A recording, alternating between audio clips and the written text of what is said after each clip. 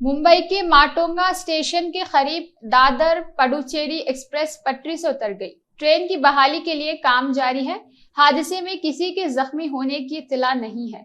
Central railway के GM Anil Kumar ने कहा कि बोगियां पटरी से उतर गई है, जिनमें से 2 बोगियों का काम पूरा हो गया है। सिर्फ एक कोच का काम जारी है। डाउन और अप लोकल लाइन सर्विस बहाल है। हम 1 घंटे में अप थ्रो लाइन को ठीक करने के काबिल हो जाएंगे और डाउन लाइन को बहाल करने में कुछ और वक्त लग सकेगा।